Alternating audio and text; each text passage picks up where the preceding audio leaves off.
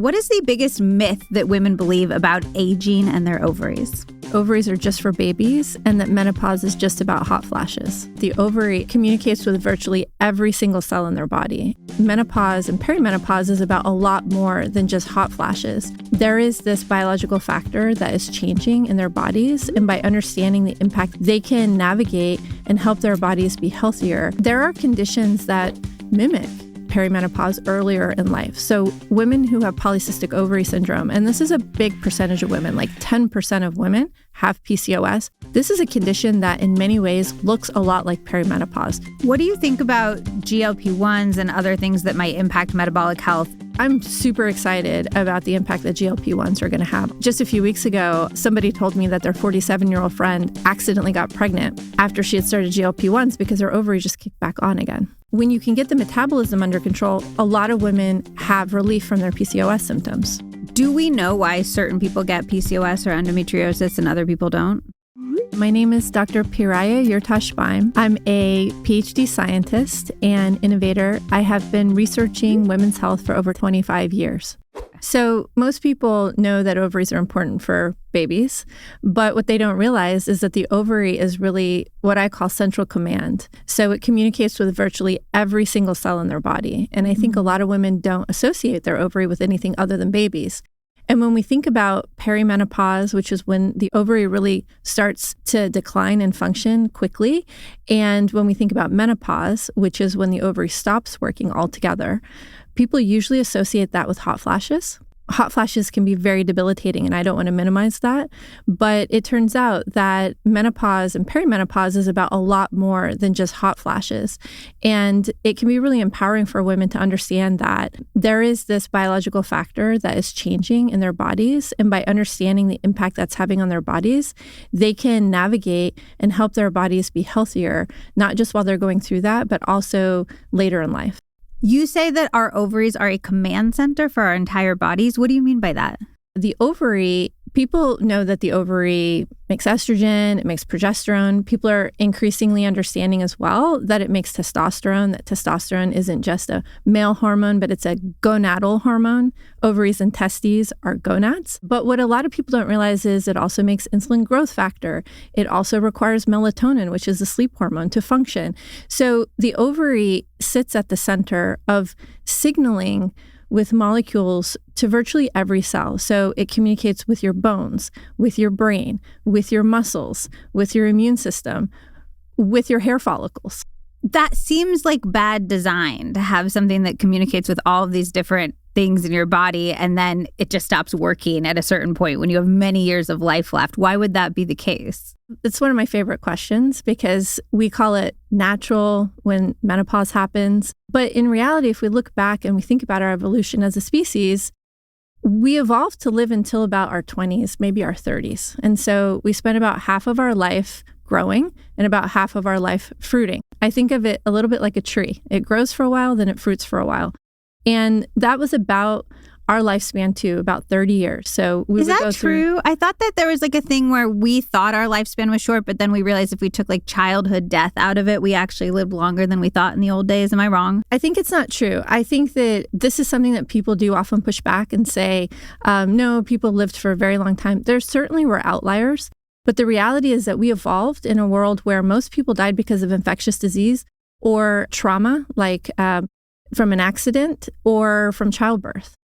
And we have, in the last 100 years, doubled our lifespan, not just by eliminating childhood illnesses, but by really eliminating the most prevalent causes of mortality that were with us for millennia. So when we think about menopause and we call it natural, and we think, well, why were we designed to have our ovaries stop functioning? I challenge that. I would say that the data is actually counter to that we evolved to always have a functioning gonad, and that menopause or the end of ovarian function is something that's called iatrogenic. So it's a new disease that has happened as a result of us solving a different disease. Which was aging. Yes, we've been able to tackle infectious disease. We've been able to tackle dying in childbirth. We've been able to introduce things like surgery to solve a number of things that would have killed us earlier in our life. So because we now can treat so many things, now we're getting to a place where The ovary, in my view, is the final frontier to really enable women to age in a healthy way. Because the ovary today for modern women, so these are women who on average are living until their 80s, not until their early 40s, which is what the average was, at least in the US 100 years ago. In places like India, the average life expectancy 100 years ago was late 20s. So we've gone from people living until somewhere between their late 20s to early 40s to people on average now living from their mid 70s to mid 80s. And one of the biggest consequences now that we have to deal with is that the ovary got left behind. Is there any evidence that extending ovarian lifespan will extend health span or overall lifespan? Yes, both. We can look at this from a number of different angles. So one is we can look at people who experience the end of their ovarian function earlier in life. So these are women who either go through premature menopause, which is before the age of 40, or women who go through early menopause, which is before the age of 45. And what we see in virtually every study is that those women have a much higher disease burden for really significant morbidities, diabetes, osteoporosis, heart disease, autoimmune disorders. So women are surviving things like cancer, which can sometimes cost them their ovaries, but they then are getting other conditions as a result of not having a functioning gonad. And we also know that some women genetically are wired to go into menopause earlier. And those women also have a similar increased risk for multimorbidity. That means multiple chronic conditions like the ones that I mentioned earlier in life before the age of 70. We can look at the other side of the coin, which is to look at women who go into menopause after 50. So the average age is 50, 51. Women who go into menopause later in their mid-40s, et cetera, really push off and have a much lower risk for things like Alzheimer's, osteoporosis, heart disease is a big one. That ovarian function is definitely protective for those things. We are a podcast about action steps and empowering people. For somebody listening who's like, oh, shoot, I had cancer, I had to have my ovaries removed, I went through early menopause. Is it about awareness and then checking and preventing those types of issues, or what should they be doing? So knowledge is power. And one of the reasons that I love to talk about this is, first of all, this is not intended to be the bad news podcast. This is intended to be the empowering knowledge podcast here. And the message is, I cannot sugarcoat the data that when the ovary stops working, it has catastrophic effects on health. I cannot sugarcoat that. But there are things we can do to mitigate, and people have tools. So first of all, if we know that people are at increased risk for things, they can be diagnosed with those potential conditions and or can take preventative measures earlier. So we all know we should do the fundamentals: sleep well, eat well, exercise, manage stress, be part of a thriving community, and have a great, intimate partnership. We've all heard it, right?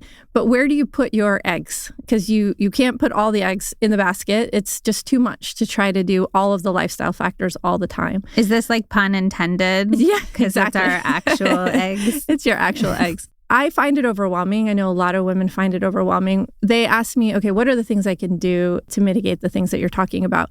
The list is very long, and so it can end up feeling very overwhelming. But I think generally the health recommendations that we get can feel very overwhelming, especially for women who already have the disproportionate unpaid labor at home, et cetera. So what I tell women is it's important, first of all, to know what the risk factors are in your family. So if you have hereditary cancers in your family, then you would benefit from closer screening. If you have heart disease in your family, if you have Alzheimer's in your family. So the first, again, knowledge is power, is first understanding for people who I am genetically related to, and for people who have grown up in my environment, what are the chronic diseases that run in my family or in my community? I think that's really important for people to understand. And then if somebody is experiencing ovarian issues early in life, or generally as they start to go through this, these are the people who should have cardiac screens earlier, should have bone density screens earlier, should be watching their cognitive function. Are they getting brain fog? Are they forgetting things? Are they having significant sleep disruptions? The problem is, and you hear this when you talk to physicians who are trained and now have become very passionate advocates about menopause care, that often women's complaints get dismissed. They get called whiny women or hypochondriacs, or they're overreacting. If you know that your ovary stopped working earlier, or now that you're going through perimenopause or menopause, you can go advocate for yourself. And you can say, I really want preventative care because I want to stay on top of it. You can stay on top of your cholesterol. There's a lot of things that are actionable for you if you know that you're at risk. What's the specific list of things that ovaries directly impact? I know you kind of mentioned them earlier, but let's start with what role do ovaries play in brain health? Ovaries play a humongous role in brain health. So I mentioned that it's central command. The ovary is talking to every organ in your body pretty much. The loudest conversation that it's having is with the brain. And when that conversation gets disrupted, it has impacts on the brain and impacts on the ovary. So when the brain is disrupted, it can impact the ovary. And when the ovary is disrupted, it impacts the brain. One of the big mechanisms that impacts the brain when the ovary isn't functioning correctly is actually through metabolic pathways. So the brain is one of our most energy-hungry organs, and it really needs a steady supply of energy. That energy comes from our bloodstream. And so there's the systemic metabolism that's happening in our body, but we also have metabolism within the brain as well. And so anytime the metabolism in our body is compromised, it's going to put more pressure on metabolism in the brain. And so what we know is women who are starting to have some of the metabolic issues associated with perimenopause and menopause, that can actually cause the brain to shrink. It's actually being starved of energy. And so one of the things that I started doing when I entered perimenopause about 5 years ago is I started wearing a continuous glucose monitor. And people thought I was overreacting at the time because now it's become much more popular and there are wonderful apps like January AI and Levels that make it easier for people to start tracking. I think Oura Ring just introduced one as well. When I got started, people said, well, do you have diabetes? I remember I talked to an endocrinologist and she was like, well, this one blood measurement that we took of your glucose is fine, so you don't really need a continuous glucose monitor. But I shared with her the research that we were doing and what we were finding about how important glucose levels were. And I had started to have hot flashes. So based on the research we were doing, I made a hypothesis, which is if I can control my glucose. So in my case, it wasn't that my glucose levels were going too high. So that's what they were looking for. And they said, oh, your glucose levels are so low. This is great. The reality was, once I started wearing a continuous glucose monitor, I was able to correlate that times in my sleep when I became hypoglycemic, because I had not managed my metabolism well in the day before, were the times that I was waking up with hot flashes. And so by managing my blood sugar during the day and eating the right things, especially at night, I was able to stay in the green and not go into the red on my glucose at night. And I was able to sleep through the night and I didn't have hot flashes. So since I started wearing a continuous glucose monitor, I have barely had any hot flashes that I have struggled with. And this has been 5 years going now. Do you view symptoms like hot flashes as always almost like a warning light of something going on deeper in our body? So it's like we don't want to just address the symptom. We want to figure out what it's signaling and address what's happening deeper? Absolutely. I think understandably for women who are having hot flashes, they just want them to go away. They're really debilitating. They're embarrassing. They can happen. They're correlated sometimes with stressful events. So it's a way of really announcing to the world that you're stressed out. Zoe Saldana, she had one on the red carpet and I'm like, oh, that would be awful. Yes. But she used it as an opportunity to say I'm having a hot flash, which was a cool use of the press on the carpet. 100%. Yeah. I think we have to normalize it. We have to have a conversation and then we have to say a brain that is having a hot flash is a brain that is not okay right now. One way to mitigate hot flashes is by estrogen therapy. So for women to go and find out, is this happening because my estrogen levels are inadequate?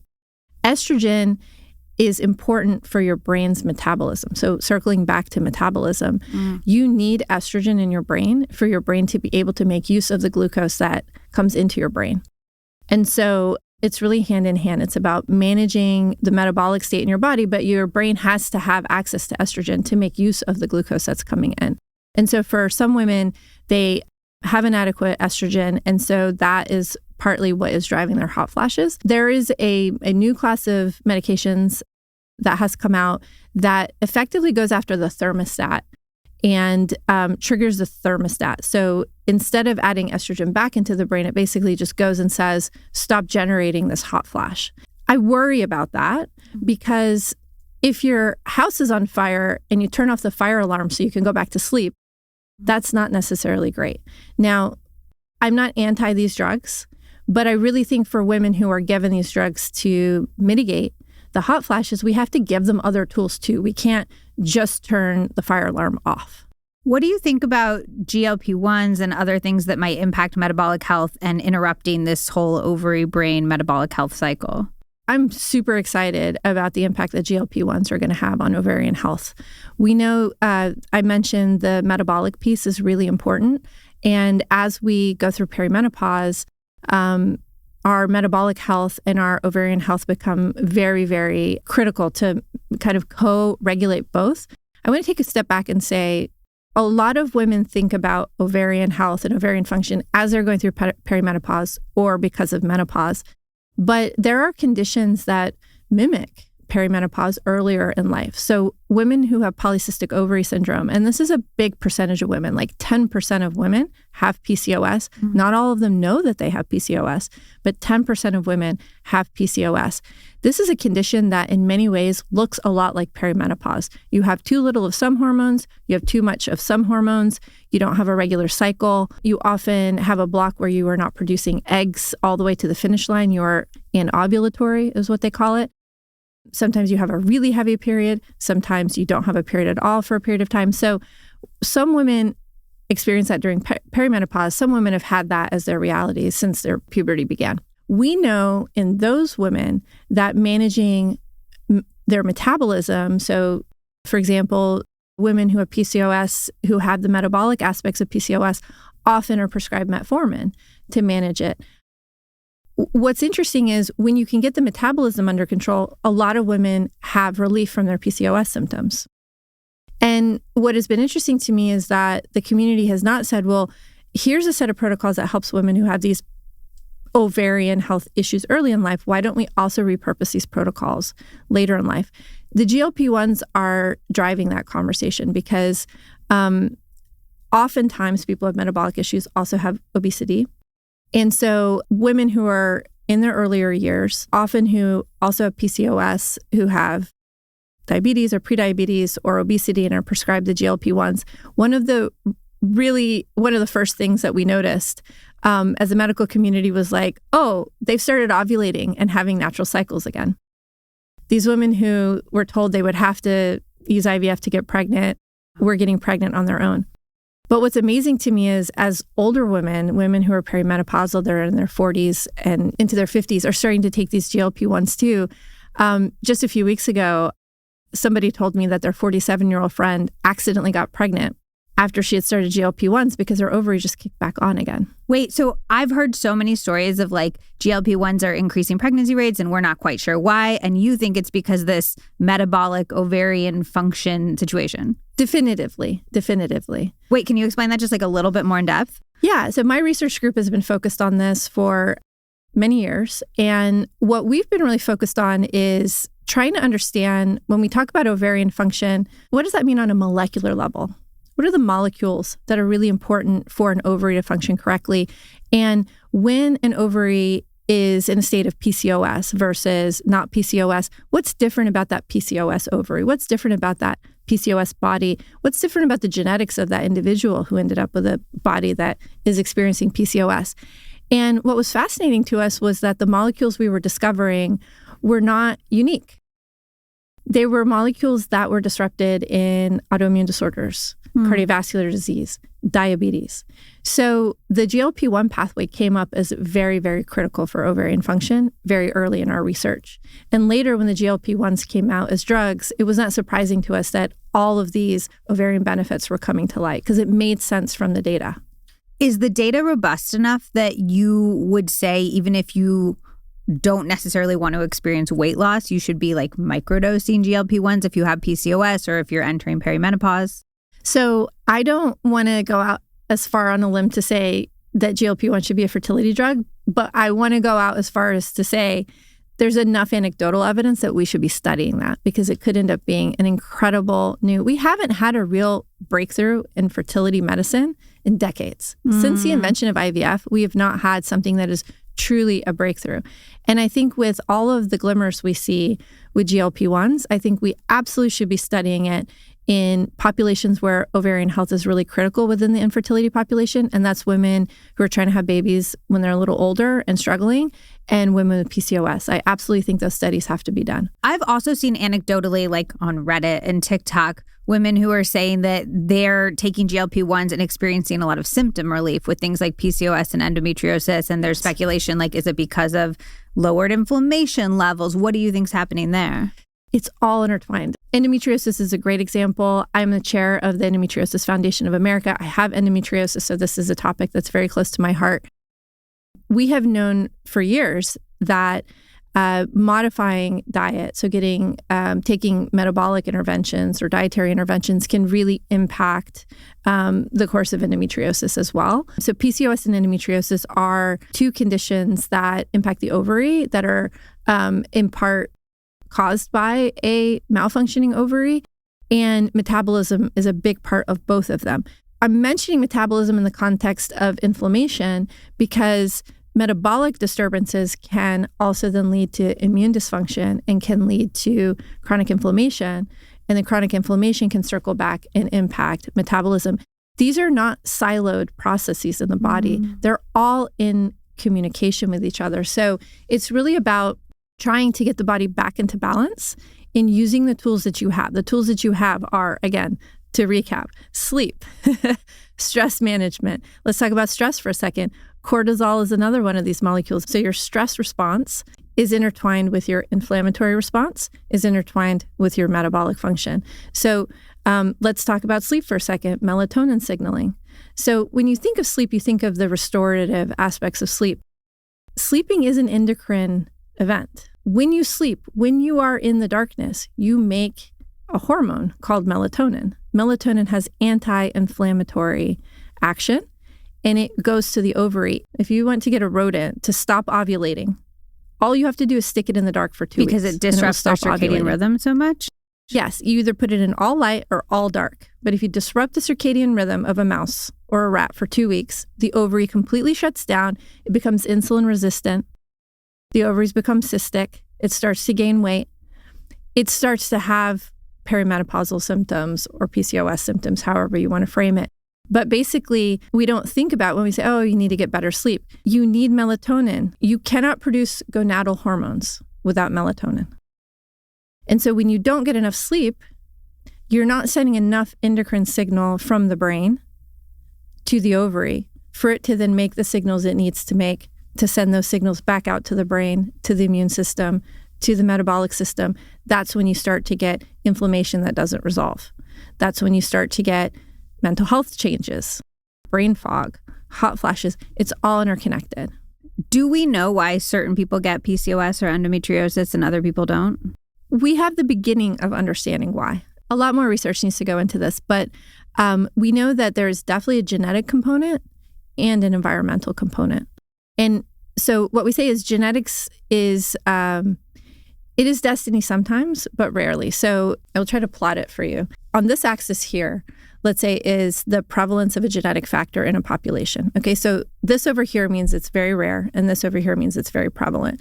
And then this is the impact of the genetics. So the higher this is, it means if you have these genetics, you're definitely going to get that thing. What would be an example of that? So an example of that would be cystic fibrosis. Okay. So there are genetic factors that are very rare. Okay. But you can diagnose them prenatally, and you can with confidence tell the parents your child is going to have cystic fibrosis because they have these factors. Those are very rare. So most genetics tracks in this line. So we have a few things that are very rare and very high effect, and a lot of things that are very prevalent and very low effect. The curve kind of looks like this. Okay, there's a long tail.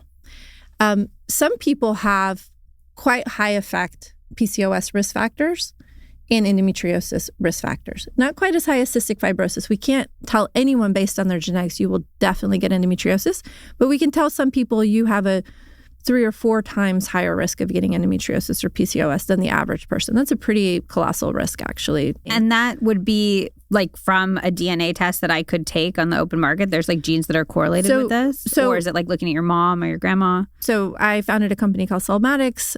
back in 2009. And that was one of the first products we actually developed, was a test where you could go test. For a variety of reasons, mostly it's just very hard to fund anything in the femtech space. You're working to change. I'm working to change it. What I will tell you is I got to take that test when it was on the market, and I have endometriosis. I tested positive for the highest risk endometriosis genetic factor that's ever been identified, and I inherited it from both my mom and my dad. So I don't have a normal copy of it in my body. Oh, interesting. And that could explain why I was at increased risk. But we know that it's not just genetic. So even though you have a 3 or 4x increased risk over the general population, there still has to be something else that pushes you into that. Then what we have is complex traits. So these are things where it's not just this one marker that you have. And by the way, that one marker I have is related to my immune function. So it relates to how my body processes inflammation and how it resolves it. So why do we have these markers if they're not great? The reason that we have these markers in the population is probably because my ancestors a long time ago, because they had that inflammatory response, survived a pandemic somewhere. Oh. Fast forward, now in the era where I might have a vaccine I can access or an antiviral drug or an antibiotic, that isn't that beneficial to me because I have other tools to manage that. But what it's manifesting as in my body is endometriosis. Oh, that's interesting. Whereas millennia ago, it might have been the difference between me surviving to childbearing age or not. And again, you could just die after that. And exactly. And it didn't matter if you had some painful periods. But now these conditions like PCOS and endometriosis are growing because we have higher BMI than we've ever had before. We have more exposure to these environmental factors. So let's talk about those now. So we talked about the genetics, and it kind of makes sense that there are these genetic factors floating around that probably were beneficial millennia ago, but now in the context of the modern lifespan and the modern lifestyle are not beneficial to us, are the risk factors for things that we now call PCOS or endometriosis. What most people have who have these conditions is a complicated set of genetic risk factors that each one of them alone is hard to point the finger and say, that's why you have PCOS. But everybody gets a deck of cards genetically from mom and dad, and they got a deck of cards that got shuffled from their mom and dad. So we kind of get this shuffling, and each sibling gets a different shuffling, even though they have the same mom and dad. And the way that genetic risk works in most conditions is that it really is the cards. So one sibling might have gotten 11 out of the 12 risk factors that they could have gotten for PCOS from mom and dad. The other sibling might have gotten 3. And that could explain why one sibling has it and one sibling doesn't. But now let's superimpose environment on that. And so let's say both siblings got the equal shuffling of the cards. One sibling might be really into sports and might have managed their metabolic risk that way through puberty. And so that would have impacted how their ovary was developing. The other one may have been more into art and not as active. And so the disease may have manifested earlier in them. So one person might actually not even have issues until they're older. Maybe they start to have issues when they become less active. And then suddenly now they're manifesting their PCOS symptoms. But because they were managing their weight and their metabolism through exercising earlier in their life, they didn't realize it until later. It's really the intersection of the environment that we live in, the lifestyle choices that we make, including diet and exercise and sleep, and what our underlying strengths and weaknesses are from a genetic standpoint. Do you view metabolic health as the number one external factor that's kind of influencing that genetic expression or not? Or do you think there's other things that are having an outsized effect? It depends. Pollution is a really big issue right now. And I consider pollution a lot of different things. Let's just call it toxins in our environment generally. Some of the pollution is the pollution we can't control. So in some parts of the world, I would say that the biggest driver of ovarian issues is things that are in the air, in the water. Women don't have a lot of control over it. In parts of the world where we have relatively clean air, we have purified water and clean water, and we're not exposed to toxins in the water, I would say that we have to look at the products that we're putting on our bodies. So we hear about endocrine disruptors. These are things that are found in plastics, microplastics, and in a lot of body products. These are not hormones that we're rubbing on our body, but they are molecules that to our cells look like hormones. And so that's an issue. So for me, when I was navigating my own journey, I had trouble getting pregnant. I had a lot of issues associated with my endometriosis earlier in my late 20s, early 30s. and I struggled with infertility and with miscarriages. And so I took a step back and I really started to try to understand what are the things in my control. And one of the biggest things that I started to change was I got high quality air purifiers because I live in New York City. And at the time I lived a block away from a highway in New York City. So I was really exposed to a lot of exhaust. The second thing was I really started managing the water that I was consuming. So I'd grab a Fiji bottle from the gym and go. I very rarely drink water that has been sitting in plastic for a long time after I educated myself about the impact of these endocrine disrupting molecules that leach from plastic bottles, especially if they've been sitting in the heat, et cetera. So I started to carry a glass water bottle. People who know me, who have either worked with me or my friends, they know that my signature look is my glass water bottle. And I used to actually give them out to all of our employees at Cellmatics. When they came, they'd get their official glass water bottle. And so I started being careful about the air I was breathing, the water I was drinking, but also my products. I ended up completely refactoring every single product that I put on my hair, that I put on my skin, my toothpaste. And again, I don't want people to feel like, oh, because I'm using this shampoo, I can't get pregnant, or because I'm using this shampoo, my ovaries going to be disrupted. It's not any one thing. It's about the burden of all of these things that we're doing. So I would say if somebody is not using air purifiers, is living close to a highway, is not thinking about filtering their water or what they're being exposed to from plastic water bottles, and they haven't taken a step back and looked at what's in their products, they probably can get kind of a big boost in their ovarian health by addressing those things one by one. But it took time. It took me like 2, 3, 4 years to transition from where I was in my late 20s, early 30s to how I live my life right now. A lot of dermatologists and cosmetic chemists will say that there's no evidence that these really small amounts of chemicals are disrupting our body or our hormones in any way. Do you have evidence that these chemicals are having a real impact on our ovaries?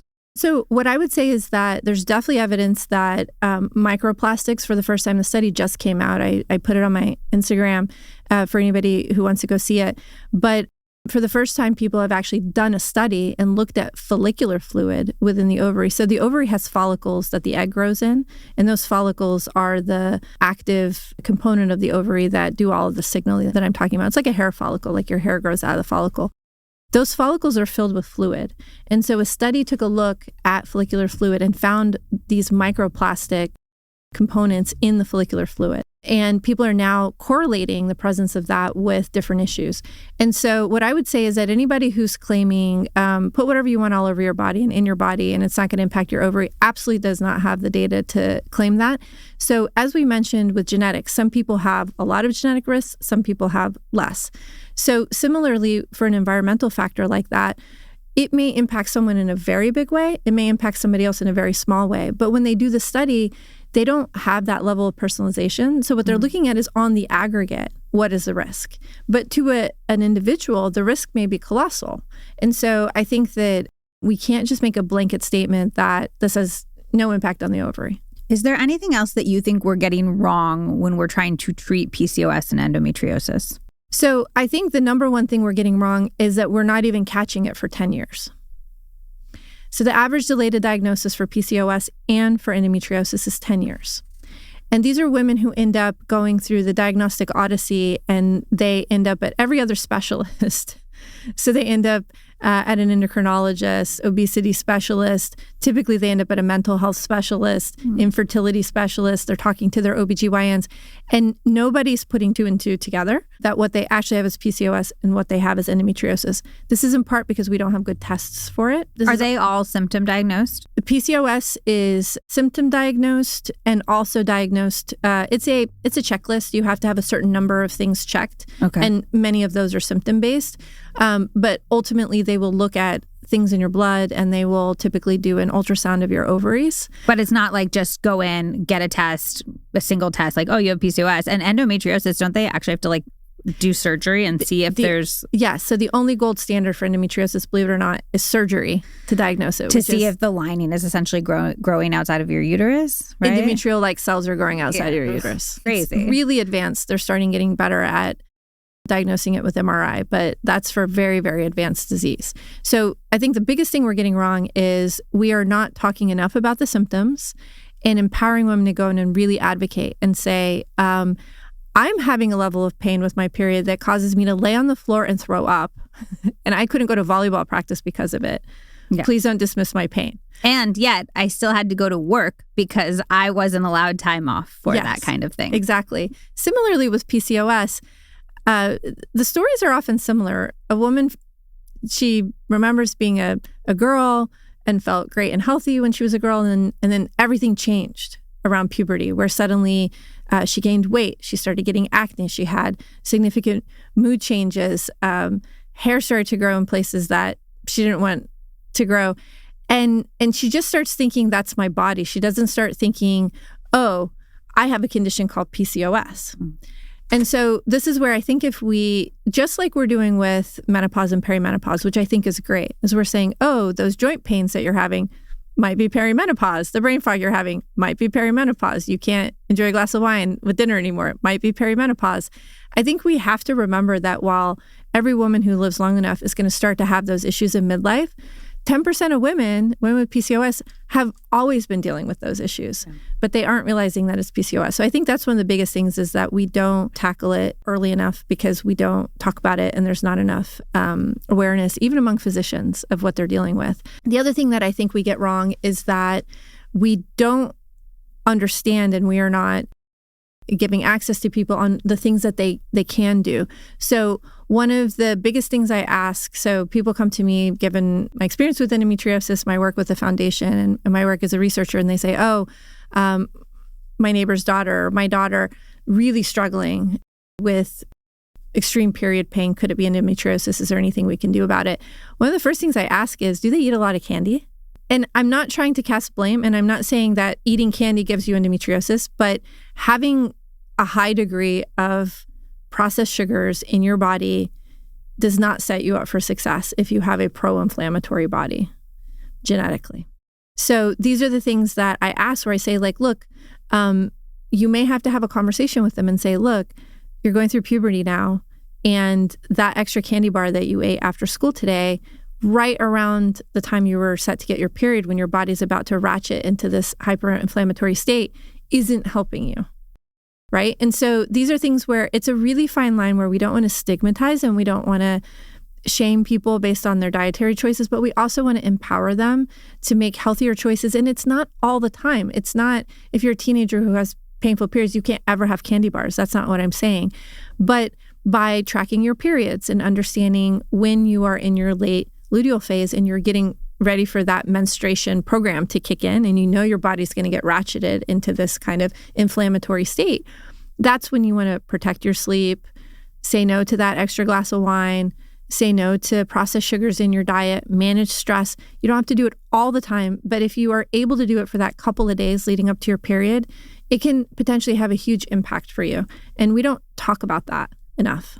That's so interesting. I've never even heard somebody segmented out to that specific phase of your period. Yes. So I'm very big on this. Since period trackers came out and trackers like I'm wearing my Oura ring and I track my basal body temperature, your temperature is one of the most important vital signs that you can track as a woman, because it tells you what is going on with your ovary.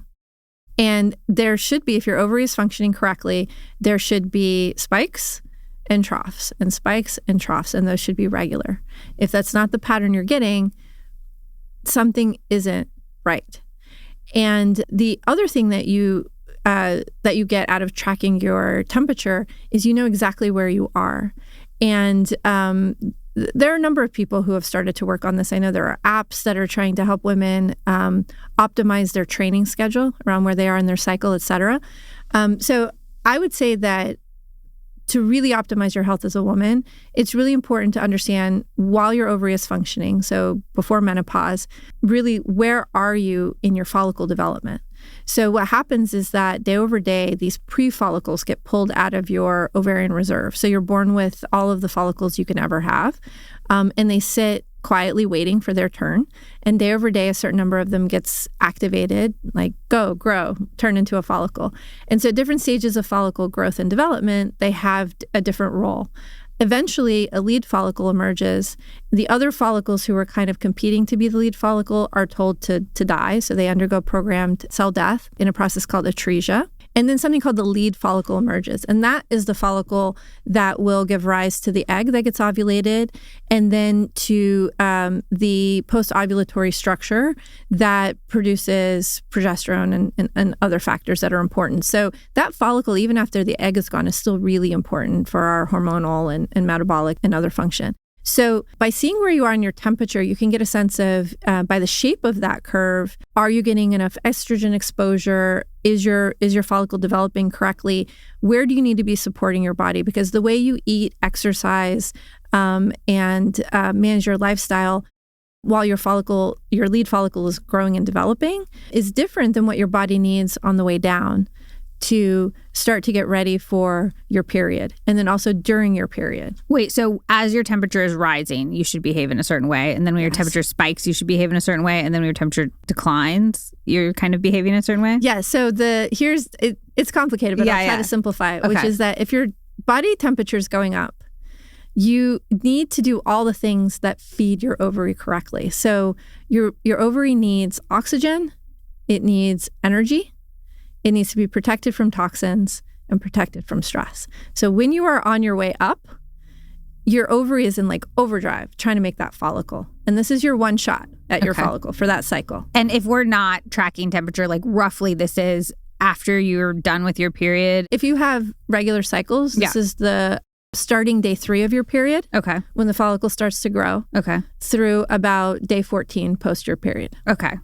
So day 3 through 14, you do the things that are really important for the growth of your follicle. And give me like 3 actual specific things. So I really manage carbohydrates and try not to overdo carbohydrates.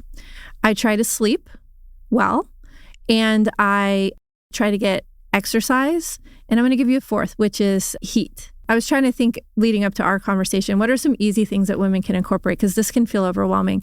The easy hack that I do is whenever I'm driving my kids anywhere, I'm a total soccer mom, and I drive them around. Whenever I drive them anywhere, I turn the seat heater on.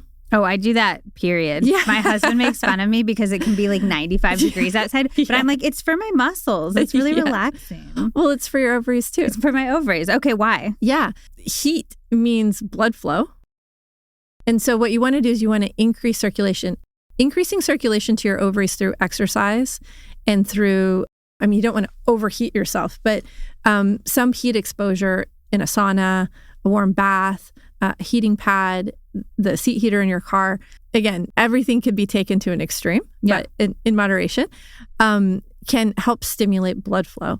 And that blood flow does 2 things. One, it brings energy, glucose to your ovary at a time when it needs energy.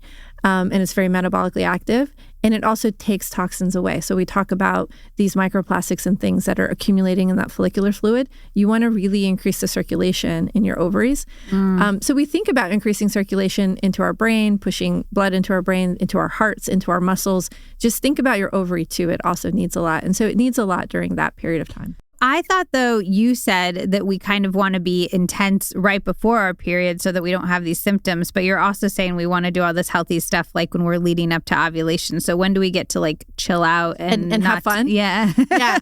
So I chill out and have fun. So that's when I might have an extra glass of wine. I might stay up a little too late. Wait, when? So I would say the safest window of time is from day 15 to this is for a 28-day cycle. Yeah. From day 15 to day 25. Okay. You're being like extra healthy to mitigate symptoms of stuff was like literally right before them, like 2 or 3 days. Right before your period and the first day 3 through 14, like put your eggs in that basket. Okay. Do you know what I mean? Like if you want to plan a bachelorette party with your ladies, like do it. Do it those days. Yeah. And remember, when we think about egg development, so this like pivoting now for women who aren't just thinking about their ovarian health, but are thinking about their egg quality. And because maybe they're going to undergo egg freezing, and or they want to get pregnant or they're about to undergo IVF. What most women don't know is it takes over 300 days to make an egg. So that follicle, that lead follicle, has been in that competition, has been growing a little, stopping, growing a little, stopping for 330 days. So if you're egg freezing and you're like taking a supplement to help with your ovarian health or something like that, would you want to, in an ideal world, do it for 300 days before if you want the full effect? Yes. Wow. And this is where it's not fair because it only takes 90 days to make a sperm. Yeah. So when men are similarly freezing their sperm. We did our embryos and my husband was so whiny about like not saunaing for 90 days. I know. And I'm like, well, I'm getting hormones shot into my body. Exactly. So again, what I don't want anybody listening to think is, oh my God, I didn't teetotal for 330 days. It's more to empower you to understand that in the year, approximately year leading up to when you want your optimal egg quality, that's the time to get super healthy. And by the way, when women are actually pregnant, they're the healthiest of their entire life. Like that's not what my friends make it sound like. Oh, really? Well, they're like, I'm throwing up every day. They're so not tired. feeling Yeah. I mean, more women are so disciplined. Typically, they don't drink, they don't smoke. They're very careful about what they eat. It's a really interesting thing. It's the number one way that most women find wellness, quote unquote. Yes. Which I find really frustrating because it speaks to this idea that women can only take care of themselves when it is for somebody else. Yes. But it is, when people change their lives in that way. Yeah, I'm guilty as well, by the way. That was totally me. It was like I did not think about any of these things until I had trouble getting pregnant. And then suddenly it completely turned everything around. So what I argue to women is, look, when you're pregnant, there's no question you're going to make these changes. Why not make them the 300 days before so that you're giving your offspring the best possible egg when you do get pregnant? Because what we know is that if that egg is not optimal, you can do everything right during your pregnancy, but your child will still be at risk for certain things. So I think that's another thing we get wrong is we don't really empower women in the lead up to trying to get pregnant. I think once they are trying to get pregnant and they're struggling and or they're pregnant, then we suddenly throw all these tools and all this information at them and they take it on board. Why not educate them that their egg quality, it's a 330-day process leading up to the point that the egg is fertilized. Okay, going back to the endo-PCOS conversation, especially if you are having symptoms, that like 3 to 5 day window before is really, really important. And then this other time, this lead up to when your temperature is rising, that's more important for if you're trying to kind of like go the extra mile and take care of your ovarian health, correct? Yes. Okay. Is there anything else that you would say to somebody who is dealing with PCOS or endometriosis? One question I have is, what do you think about hysterectomies and other sort of surgically based treatments? I think women have to follow medical advice first and foremost. And there are women who are at risk for certain types of cancers, women who are experiencing difficult fibroids, for example, that can't be treated, or very heavy bleeding that impacts them in other ways. So what I don't want to do is say, don't listen to your doctor. But having said that, hysterectomy is the most common surgery that women undergo. We routinely remove this organ, the uterus, from the body. And medical texts, I love collecting old medical texts. When I go into antique bookstores, I always look for 100-year-old medical books. And one thing is common throughout these medical textbooks, which is, the womb is only for babies and not for anything else. So endometrium is that really active lining that is where the baby implants and the embryo implants and where the baby grows, but also is what comes out when you menstruate. Turns out endometrium, that tissue, has other functions other than just growing a baby. And we're just at the beginning of understanding what those functions are, because I would say that the uterus is probably even more neglected than the ovary. It is not as vital of an organ. You cannot compare the uterus to a gonad. However, I want to hold on to mine for as long as possible. And what we shouldn't do is rush to say to women, oh, you've already had kids, you don't need them. It's not just a uterus that we say that to women, not me, but physicians often will say, while I'm in there, should I just take your ovaries out? I can't tell you how many women have had that offered, but certainly a much larger percentage of women who go and talk to their gynecologist in the first conversation where they're saying, hey, I'm having some issues. So many gynecologists are so quick to say, well, let's just do a hysterectomy. And so I probably get, just through my network of, first, second, third degree friends and acquaintances, I probably get a call a week from a woman in my extended network saying, this is the organ that the physician wants to remove from my body. What do you think? And sometimes they go through with it, but they go through with it at least empowered with what the risk factors are that they're taking on by doing that and balancing that with what they're mitigating. But oftentimes they have the tools to go back to their doctor and push back and say, well, we haven't tried these other things. I'm not ready to let go of my organ yet. And that's something that generally I find very frustrating, that women's health and how we manage the health of women is at a place where so often women lose their body parts. One of the things that I do when I give talks now is I start off by saying, raise your hand if you know a woman who has lost a body part surgically. And virtually every hand in the room goes up. I'd raise my hand, yeah. I've lost some. And this could be breasts, it could be ovaries, fallopian tubes, uterus, you name it. And then I say, okay, now keep your hand up if you know a man who has lost a body part surgically. And very few hands stay up. That's a problem. What about eating gluten or dairy free? Or are there any other like little tweaks for somebody listening who's dealing with endo, dealing with PCOS that like you found has an outsized difference? So again, it has to be personalized. I deal very well with gluten. I come from Turkey originally, Mesopotamia. We invented wheat. Just kidding. But agriculture started in the part of the world that I'm from genetically. My body tolerates gluten very well. There are friends of mine, often this is friends who come from Northern European areas, et cetera. They don't deal well with gluten. So what I would say is that you need to understand what your triggers are from an inflammation standpoint. For me, my kryptonite is sugar. It's the worst for me. I gain weight. I have very painful periods. I have all sorts of things that happen and go wrong with me if I eat, if I take my kids to the cinema a bunch and eat candy. And if I basically live like a child for a couple of weeks, my body starts to fall apart. So I try to educate my children to not live that way. But I certainly at my age cannot consume those things. So for me, it's sugar, but I'm fine with dairy. I'm fine with gluten. For other people, they absolutely cannot have dairy. They absolutely cannot have gluten. And so I'm not going to tell somebody that they should or should not be gluten-free. What I will caution them is, what are they replacing the gluten with? And this is not like people who have celiac disease. That's actually a medical condition. You cannot be exposed to gluten. I'm talking about people who have gluten sensitivities or who have figured out that they get inflamed. What they need to be careful about is, okay, so you're taking the gluten out of your diet, but a lot of these gluten-free products or dairy-free products then have other ultra-processed additives.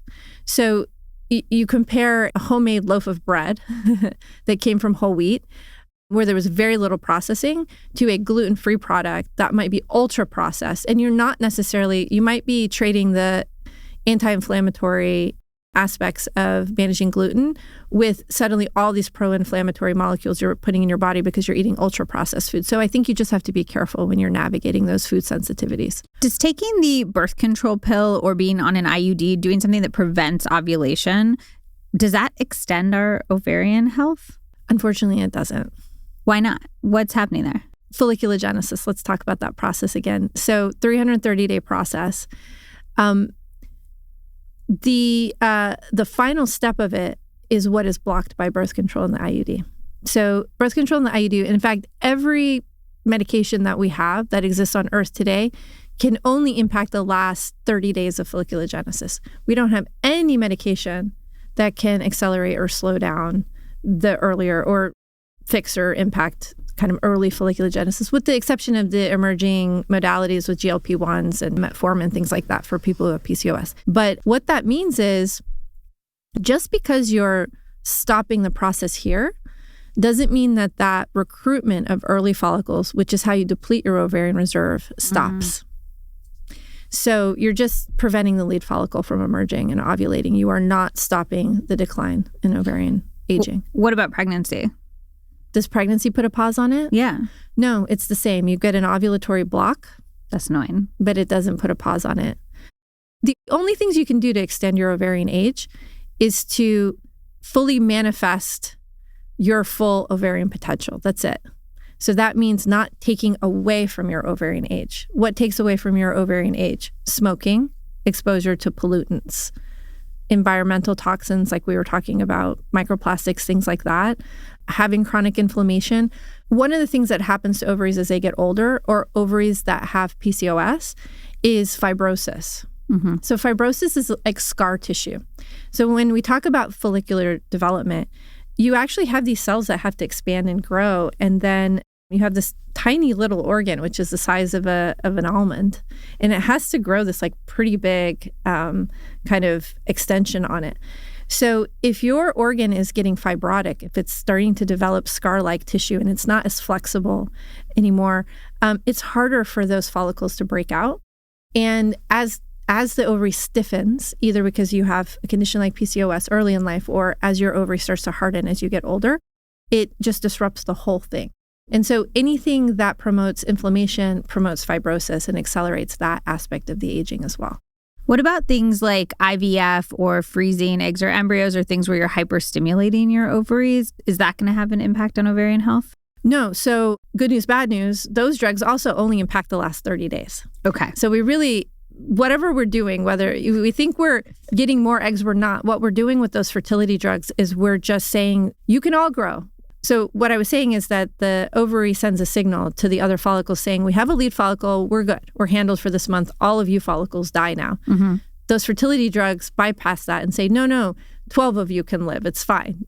You can all become the lead follicle. But it doesn't do anything about that early process. And so you're still continuing to decline. So going back to the things that our ovaries are impacting that we're not talking about, we talked about brain health, we've talked about metabolic health a lot. They also impact our bone health, correct? For sure. What's the mechanism of action there? So again, none of these things are perfectly studied. And typically when they are studied, they're studied through the lens of estrogen. And so what we know is that, first of all, our bones are breaking down all the time and being rebuilt all the time. It's a constant process. And osteoporosis and bone fractures, things like that, start to accumulate when that process becomes out of balance, where the breaking down of the bone overpasses the rebuilding of the bone. Estrogen is a key signal for that, and estrogen is a key gonadal hormone. And so if you are not producing enough estrogen, then it disrupts the balance of the bone being rebuilt as it's being broken down. And so when you're going through perimenopause and your estrogen levels are kind of all over the place and your body is adjusting to that, you lose like 10% of your bone density in the last 5 years of perimenopause on average. So it's something that women have to really regulate. And what can they do? They can have more calcium in their diets. That's really important. And dietary calcium is more effective than taking like a calcium pill. I've heard mixed reviews on calcium supplements. I don't take them. Okay. I don't recommend them because they can have other issues. They can, calcium is also, it forms those, those blood clots that break off and cause strokes and stuff. Oftentimes they have calcium in them. And so I think it's a little, I really think getting it through yogurt, I say yogurt or cheese because it's like really concentrated down milk, basically. So it's a denser form. You have more calcium in something like a yogurt or a milk that's denser, or a yogurt or a cheese rather than just drinking milk. Also, people like being told to eat cheese. Yes, eat more cheese. But if you can't have dairy, there's other sources. So you can get it from certain fruits and vegetables. So having calcium is important, but also weight-bearing exercise and jumping. So I love dancing and running, these types of things where you're kind of pounding your bones and or lifting heavy things. So people, chivalry isn't dead. There's still guys out there who will offer to carry a heavy thing for me, my 2 boys being among them. And whenever people ask to carry something heavy, what I say to them is, no, I'm staving off osteoporosis. Thank you so much. So that's my part of trying to normalize the conversation. But take advantage of every opportunity to carry something heavy. Now, don't tweak your back in the process, but don't avoid, again, like we were saying, put the seat heater on, carry the groceries in from the car. It's important. It's weight bearing. You can't get to the gym, that's fine. Find other things that are weight bearing. Are there tests that we can take to know how healthy our ovaries are at any given moment? Yes. So there are a number of things you can do. One, you can track your basal body temperature. That you can do pretty much for free. If you have a thermometer and a notebook, you can track it. And that we're just looking for the pattern of like rising and falling. Rising and falling. You should see a regularity in that. It might not be a perfect 28-day cycle for everybody. That's fine. I wouldn't worry about that.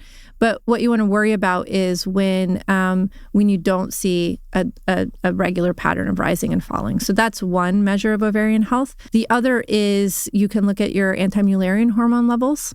Anti-Mullerian hormone is a key ovarian hormone that is produced by growing follicles. And so there's a regulatory loop where growing follicles, the ones that are competing to be the lead follicle, they produce anti-Mullerian hormone, AMH. And then as levels get high, AMH actually circles back, puts the brakes on that process and says, we have enough follicles right now, thank you. Mm-hmm. So it's a circle.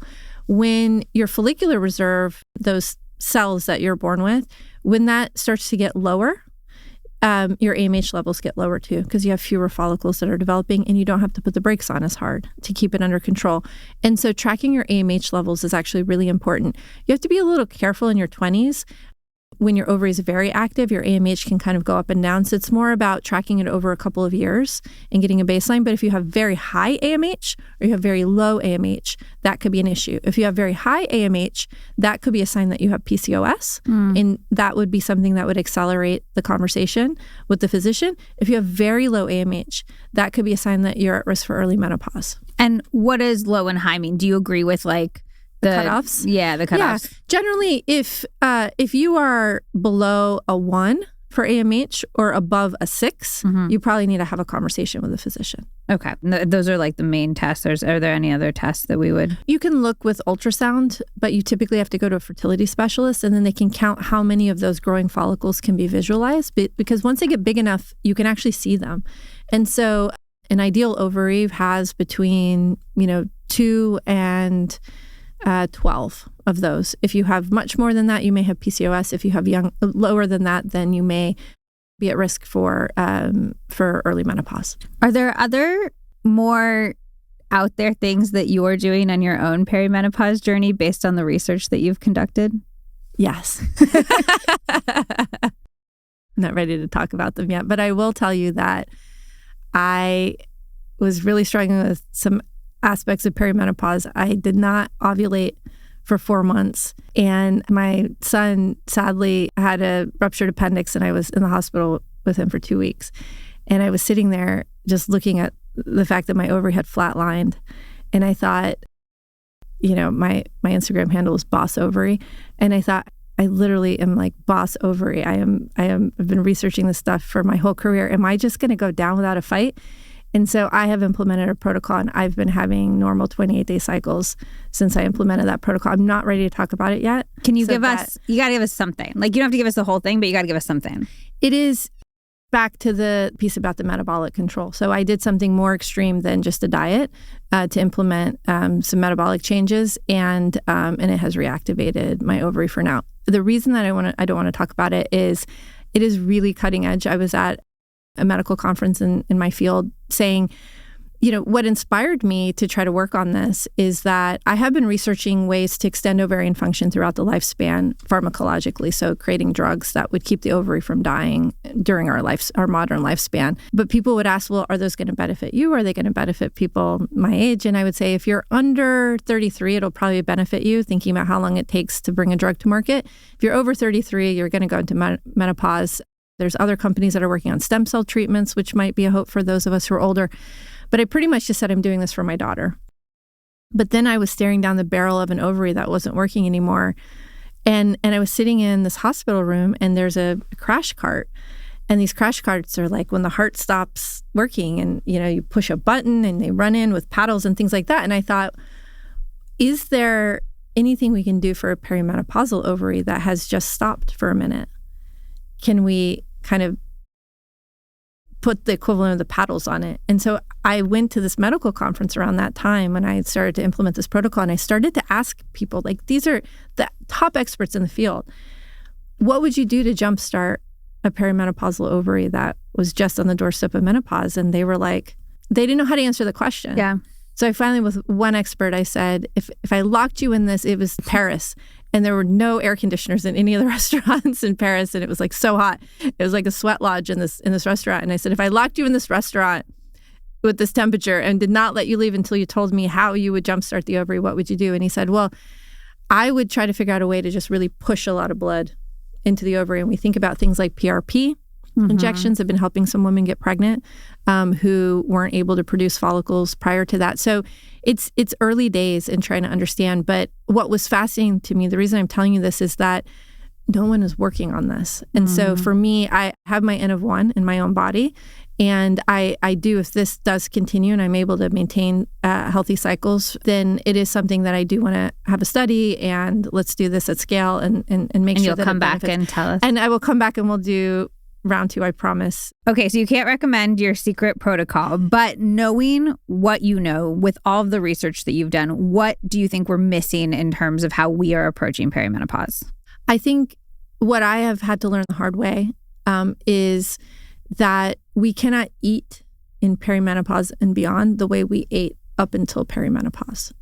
And this goes for everything. This goes for alcohol. This goes for anything you put in your body. If you are someone who is used to going out with your friends and having a couple margaritas, maybe you have a soda or two, you have a high degree of carbs, you're not really getting a lot of fiber, you're not eating enough protein, you are going to accumulate significant issues. It is going to be a potentially rough, I mean, you might have won the genetic lottery and you might be able to throw everything at your body and you're just fine. But if you're the average woman and you're eating and drinking the way you, in your 40s, the way you did in your 20s, most likely you're going to have a plethora of issues in perimenopause. You won't necessarily connect it to that. But I would say the earlier you start, the better, because we talk a lot about why women need hormone therapy after menopause when their ovary is not working and they don't have estrogen and enough estrogen in their body and they don't have enough testosterone and progesterone, et cetera. And the risk of that, what we don't talk enough about is just the roller coaster that the body goes through during perimenopause is itself a disease that leaves a long-lasting mark. So if you're having all of these issues in perimenopause and you are not figuring out a way to get them under control, for your organs to be going through that swing, one of the things that we say in the healthcare field is you're only as healthy as your least healthy organ. And what women in perimenopause need to understand is whatever you thought was your least healthy organ, it is now your ovary. What do you think about hormone replacement therapy? I think it is vital. Do you think people should be approaching it any differently, starting it earlier? After menopause, all women definitively don't have enough of these factors in their body, so replacing them makes sense. The challenge with perimenopause is, again, it has to be personalized. For some women, the issues they're having during perimenopause, why they're having these symptoms, is because they don't have enough of these hormones. For some women, they have too much of these hormones because their ovary is kind of overproducing, underproducing, overproducing. And so some of them actually have to be put on blockers. So some women need to be on testosterone blockers, things like that. So what I would say is that it is really important to get to a menopause specialist, so somebody who really can work in that nuanced way. So there's not a one-size-fits-all, like every woman should be on HRT earlier. The other thing I will say is that estrogen is a misnomer. There are at least 6 estrogens, and they rise and fall. One of my favorite new estrogens just came on the market in Europe. It's called E4. It is a fetal estrogen. That now is synthesized. They don't derive it from fetuses, but it is one that the fetal liver produces this. We don't understand what makes it special, but what we do know is it doesn't go to the breast and it doesn't get metabolized by the liver. And a lot of the issues that women have, side effects with birth control and with hormone replacement, which is pretty much the same drug at different doses, is because of what the liver does with this. And also they're worried about breast cancer. So what's really exciting is they've just launched E4 as a contraceptive estrogen in Europe, and they're going to launch it as a hormone replacement. So I'm very excited to see the data accumulate around that. But the big thing is that if you're having symptoms, they're not just symptoms. They're indications that something is going on with your body on an organ level, and you should seek treatment for those things. Yes, and you should have at least the hormones that we do know how to manage and balance. You should have a conversation about that. But remember, when you're thinking about hormonal balance, include insulin and melatonin on that list. So there's estrogen, progesterone, testosterone, thyroid on that list, thyroid hormone. So when you're having these issues, you really should find a menopause specialist who's going to check your thyroid function, who's going to check your insulin resistance and how you're doing with your metabolism, who's going to ask you questions about sleep. You can't just, unfortunately, the melatonin you buy at the grocery store is not as good as the melatonin that your brain makes when you're able to protect your sleep. But what I'm saying is that remember that there are a number of hormones that are becoming dysregulated, cortisol, your stress hormone. So make sure that you get to a menopause specialist who's going to have a long conversation with you about all of the factors that you need to start to manage. And it might not just be adding more of these hormones. It might be suppressing. So for example, if your testosterone is too high, that might be causing some of your issues. What's one piece of advice that you would give to parents of children who are maybe going through puberty or about to enter puberty who want to help protect their ovaries and maybe help prevent things like PCOS and endometriosis? So I think the number one thing is to track the data. Every girl, eventually every woman, has to become an expert on her own data. So get her the tools. There are many different ways to do it now to track her basal body temperature. I think that is key. With knowledge comes power. Once you know what your cycles look like, you can more quickly identify if you have PCOS, if your cycles are looking really irregular, et cetera. And also you can really control when you should be more disciplined about your diet, things like that. So I think that's probably the simplest thing that you could do that would make a big difference. It's surprising how few women still, even though we have these tools and these apps, actually track their cycles. One piece of advice for somebody who is going to get pregnant or maybe struggling with their fertility. So one piece of advice for someone who's trying to get pregnant and struggling with their fertility is you are going to get there. I know that feels really tough to hear when you're not there yet. But what I will say is I have been helping people navigate this. And there are so many different journeys to parenthood.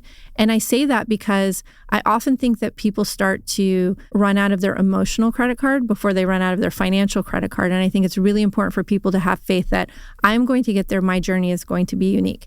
Now, to help maybe make your journey less frictionful, but also remembering that sometimes you can do all the right things and it still doesn't work. I'm going to circle back to diet and sleep.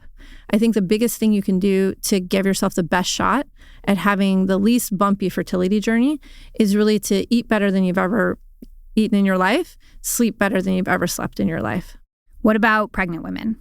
For pregnant women, I think all the things that we talked about, inflammation, are just as important during pregnancy. There are conditions like preeclampsia, gestational diabetes, et cetera. So I know that pregnant women struggle with, they often have difficulty eating early in pregnancy. Then they have difficulty controlling eating later in pregnancy when they're having cravings. You really have to be disciplined about what you're putting in your body. It's not just about your baby. It's about protecting your heart health. It's about protecting your own brain health, et cetera. The other thing that I will do is put in a plug for ovarian health. If you don't know if you're having a boy or girl, or if you know you are having a girl, the most important window of time for her ovarian health is between week 14 and week 16 of the pregnancy. So for me personally, when I found out I had a daughter, I was in complete lockdown. I did not travel. I made sure that I could control what I was putting in my body and what I was exposed to during that 2 weeks. Some people may say that that's extreme or fear-mongering, but that is a period of time when that little fetal ovary is getting set up. And so your daughter's age of menopause, all these things we've talked about might be impacted by the decisions you make between week 14 and 16. Women in their 30s. Women in their 30s, I think, overestimate how much time they have left. And this isn't to worry people, but it is kind of to worry people. I talk to so many women who are in their mid to late 30s who still feel like they have a lot of time. From a fertility standpoint, they don't. And so to the extent that they want the option of having families later, they really need to be talking to somebody and being proactive and freezing their eggs. And they have to start implementing some of these lifestyle factors because remember, when I decided to go into complete lockdown on my health, it still took me 3, 4, 5 years to really build those habits. Your health in midlife really is impacted by the decisions you're making in your 30s. Women in perimenopause actively. Women in perimenopause actively, I think, should really track their glucose. I think that has been the biggest hack for me. Understanding what impacts my glucose. And trying to avoid the spikes and the falls. Yes, and it's not just about the spikes. That's the thing. People don't think about the hypoglycemia. Yeah. And sometimes that happens in your sleep, and you cannot detect that if you're going into the doctor and just getting a single sugar test as part of an endocrine workup or as part of an annual exam. Wear a glucose monitor for a couple of weeks and see what's going on with your body. Check back in again in a couple of months, years, but understand how your metabolic health is tracking. Because that is, I think, the biggest tool that you have control over as you're going through perimenopause. And then postmenopausal women. Postmenopausal women, hope is not lost. What you need to realize is that when you don't have the ovary as the conductor of the orchestra that's helping to regulate and facilitate communication across your organs, you have to do the extra work for it. So that means you have to really protect your sleep. You have to really be disciplined about exercise, your bone health, all of those tips that you get told. If you mitigate those things, you are protecting your body from chronic disease. You are, and definitely seek out hormonal therapy. I think that that's a no-brainer for women after menopause. I think they have to at least go have the conversation. And there's a small subset of women that maybe are at risk if they go on HRT, but I'd say 99% of women, it is just a definitive positive for them. They should go and have a conversation with their physician. Piraye, this was absolutely fascinating. Can you leave us with one final message, some shift that you want us all to have in the way that we think about our health and the way that we think about our ovaries? Yes, I think we just need to see them as a vital organ and that there's nothing natural about menopause. And we have to fight on a policy level. We have to do more research. We have to have more solutions. And we have to really care about trying to get the maximum lifespan that we can until innovation catches up and gives us tools to go beyond. It's not a nice to have organ. It is a vital, vital organ. And I want people to love their ovaries and take good care of their ovaries and talk about it more. Thank you so much for the research that you're doing and for all of the information you shared with us today. Thank you so much. Thank you so much for tuning in to this episode of the Liz Moody Podcast. If you enjoyed the episode, go ahead and follow on Apple or Spotify or subscribe on YouTube and hit that notification bell so you never miss a new episode. And if there's somebody in your life you think would benefit from this episode, send them a quick link. It is the best way to support the podcast, and it is so, so appreciated. And if you're watching this, drop me a comment. I would love to hear your thoughts and what resonated most with you. Thanks again for being here. I feel so lucky that I get to grow and learn and share with you. And I will see you on the next episode of the Liz Moody Podcast. Oh, just one more thing. It's the legal language. This podcast is presented solely for educational and entertainment purposes. It is not intended as a substitute for the advice of a physician, a psychotherapist, or any other qualified professional.